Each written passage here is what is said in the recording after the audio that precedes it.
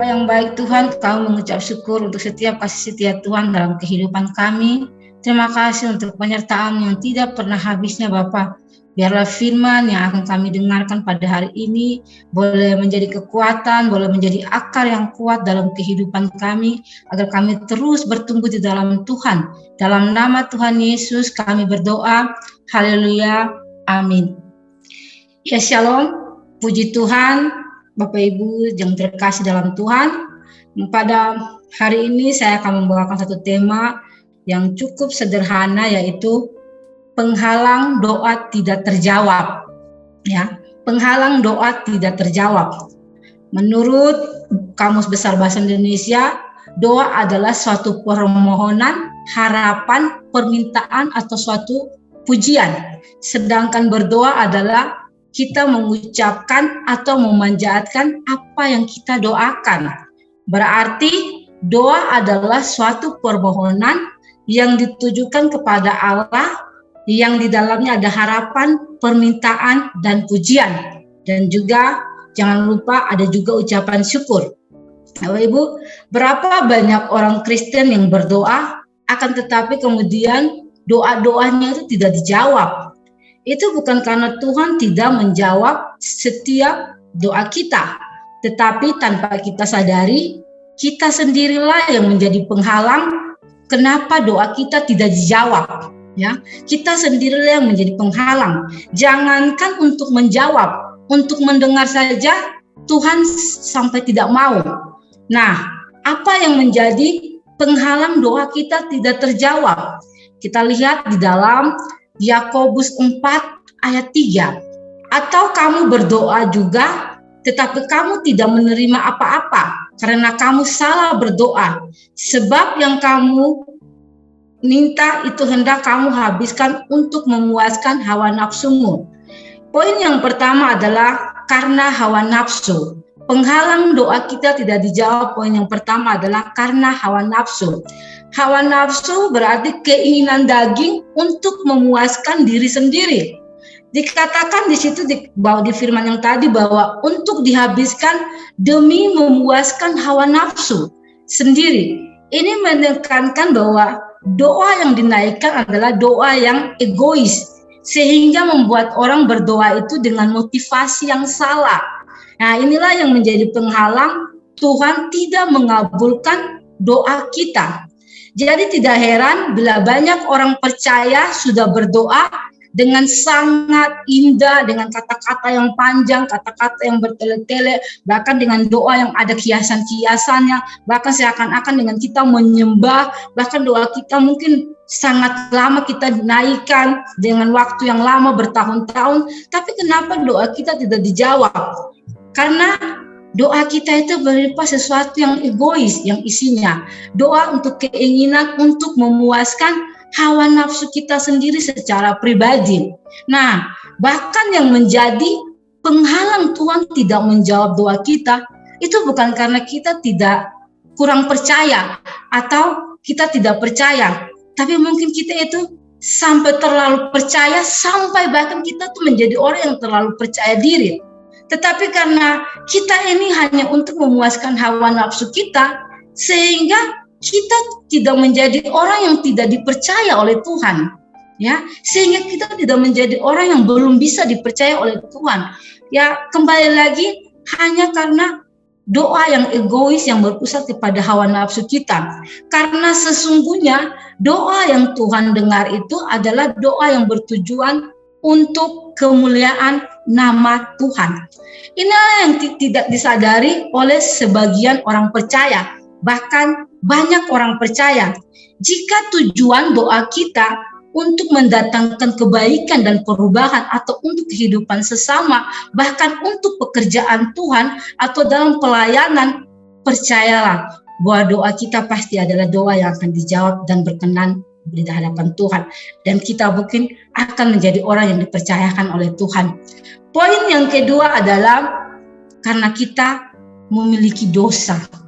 Yesaya 59 ayat 1-2 berkata bahwa sesungguhnya tangan Tuhan tidak kurang panjang untuk menyelamatkan dan pendengarannya tidak kurang tajam untuk mendengar. Ayat yang kedua, tetapi yang merupakan pemisah antara kamu dan Allahmu ialah segala kejahatanmu, dan yang membuat dia menyembunyikan diri dengan terhadap kamu sehingga ia tidak mendengar ialah segala dosamu. Ya Bapak Ibu saudara terkasih, Nabi Yesaya menegaskan, menjelaskan bahwa tangan Tuhan tidak kurang panjang untuk menolong, telinganya tidak kurang tajam untuk mendengar setiap doa kita, tapi yang menjadi pemisah, yang menjadi penghalang doa kita tidak dijawab adalah dosa dan kejahatan yang membuat dia tidak mendengar. Bahkan firman Tuhan berkata menyembunyikan dirinya terhadap kita. Dosa dalam bahasa Alkitab itu artinya adalah meleset dari target. Dosa adalah segala perbuatan, perasaan, pikiran yang tidak sesuai dengan hukum Allah, yang melanggar hukum Allah, yang salah menurut apa di mata Tuhan. Dosa adalah suatu penghalang kita tidak bisa menerima berkat Tuhan, yang menghalangi kita untuk menerima yang namanya janji Tuhan. Alasan mengapa doa tidak dijawab adalah karena dosa. Allah tidak ingin dipermainkan atau ditipu. Karena kita punya kata-kata yang manis ketika kita berdoa, tapi sesungguhnya di dalam hati kita itu menyimpan dosa. Dia yang bertakhta itu sangat mengenal setiap perbuatan kita, setiap tindakan kita, bahkan sampai kedalaman hati kita pun tidak ada yang tersembunyi bagi Dia. Tuhan tidak bisa mengabulkan doa bila di dalam hati kita pun masih ada dosa. Mengapa? Karena dalam dosa tidak ada yang namanya kebenaran. Dosa pasti salah. Tidak ada sebuah kebenaran dalam dosa.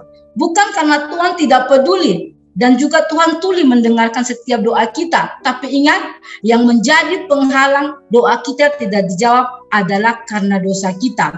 Lewat apa saja dosa-dosa itu yang bisa kita lakukan?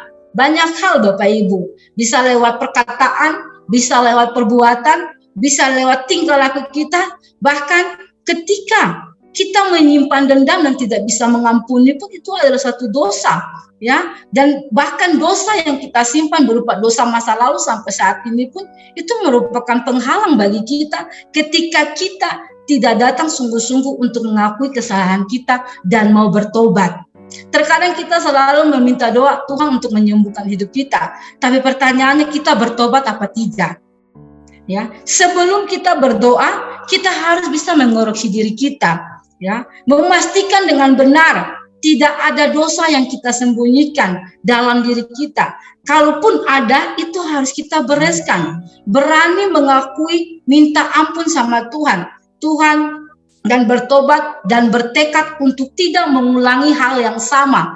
Bapak Ibu Saudari, daging kita memang lemah. Tapi daging itu yang lemah bukan suatu alasan untuk kita terus berbuat dosa. Tapi daging yang lemah itu adalah suatu peringatan agar kita tidak melakukan dosa. Daging yang lemah itu adalah suatu peringatan agar kita menjaga hidup kita untuk tidak jatuh dalam dosa. Bukan suatu alasan. Mari kita sebagai orang percaya berusahalah untuk hidup sesuai dengan ajaran Kristus. Yaitu saling introspeksi diri, mau meninggalkan cara hidup kita yang sia-sia, bertobat, mau masuk dalam rencana Tuhan, hidup dalam kasih Tuhan. Lebih baik agar ketika Bapak Ibu dan saya menaikkan doa-doa kita itu Tuhan jawab dan mujizat itu boleh terjadi dalam hidup kita. Karena titik awal jalan keluar Tuhan bisa memberkati hidup Bapak Ibu dan saya adalah ketika hubungan kita damai dengan Tuhan. Terima kasih. Demikian firman Tuhan. Mari kita tunduk kepala, kita berdoa. Bapa kami di dalam surga yang kami kenal dalam nama Tuhan Yesus, kami berdoa agar setiap kami mempunyai hati yang taat kepada firman Tuhan. Firman-Mu adalah untuk kebaikan kami, karena firman-Mu mengandung janji. Walaupun terkadang kami tidak mengerti, tapi pimpinlah kami untuk tetap mampu melakukannya. Mari dekapkanlah tangan di dada. Jikalau saudara punya pergumulan, persoalan, tantangan dalam karir, studi, masalah, pekerjaan, keluarga, kesehatan, juga termasuk perjodohan, Biarlah berkat Tuhan turun atasmu dan kekuatan kasih Tuhan turun atasmu. Dan percayalah Tuhan akan membukakan pintu-pintu berkat serta damai sejahtera Allah menaungimu senantiasa.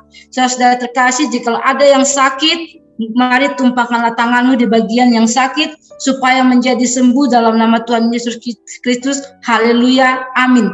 Jika ada Bapak Ibu yang membutuhkan permohonan doa, bisa menghubungi nomor yang tertera di bawah ini. Terima kasih, Tuhan Yesus memberkati.